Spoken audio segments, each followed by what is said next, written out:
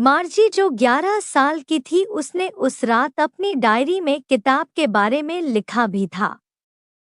17 मई 2157 heading पर लिखा था, आज टॉमी को एक रियल बुक मिली। यह एक बहुत पुरानी किताब थी।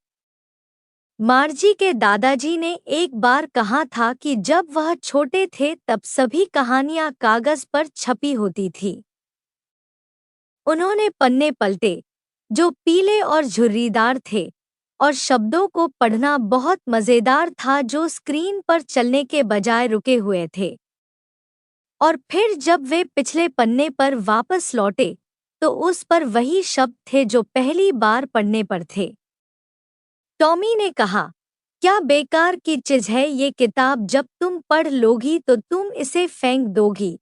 मुझे लगता है हमारे टेलीविजन स्क्रीन पर लाखों किताबें होंगी और यह टेलीबुक बहुत ज्यादा काम की है, जिसे मैं कभी नहीं फेंकूंगा।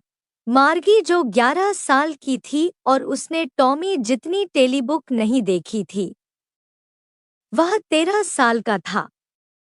मार्गी ने टॉमी से पूछा, तुम्हें यह कहाँ मिली? टॉमी ने कहा, मेरे घर में। उसने बिना देखे इशारा किया, क्योंकि वह पढ़ने में व्यस्त था। अटारी में? यह किस बारे में है? स्कूल, मार्गी ने नफरत से कहा। स्कूल? स्कूल के बारे में लिखने के लिए क्या है? मुझे स्कूल से नफरत है। मार्गी को हमेशा स्कूल से नफरत थी, लेकिन अब उसे पहले से भी ज्यादा नफरत हो गई। मैकेनिकल टीचर उसे ज्योग्राफी में लगातार टेस्ट ले रहा था और वह लगातार खराब कर रही थी।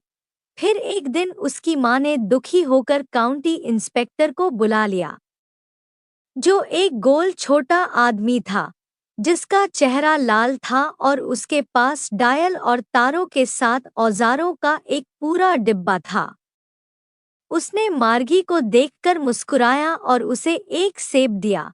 फिर मार्गी को उम्मीद थी कि वह इसे फिर से जोड़ना नहीं जानता होगा, लेकिन उसने कंप्यूटर को ठीक कर दिया। मैंने इसे औसत 10 साल के स्तर तक धीमा कर दिया है। मार्गी निराश थी। उसे उम्मीद थी कि वे शिक्षक को पूरी तरह से हटा देंगे। उन्होंने एक बार टॉमी के शिक्षक को लगभग 1 महीने के लिए हटा दिया था क्योंकि हिस्ट्री क्षेत्र पूरी तरह से खाली हो गया था। इसलिए उसने टॉमी से कहा, कोई स्कूल के बारे में क्यों लिखेगा? टॉमी ने उसे बहुत ही सरप्राइज भरी नज़र से देखा और मार्गी को बताया कि यह हमारे तरह का स्कूल नहीं है, बेवकूफ। यह वही पुराना स्कूल है जो सैकड़ों हजारों साल पहले था। उसने बड़े गर्व से कहा, तुम्हें नहीं पता कि पहले उनका स्कूल कैसा था। पहले स्कूल में टीचर होते थे। तब मार्गी कहती है, एक आदमी टीचर कैसे हो सकता है? टीचर तो केवल रोबोट होते हैं।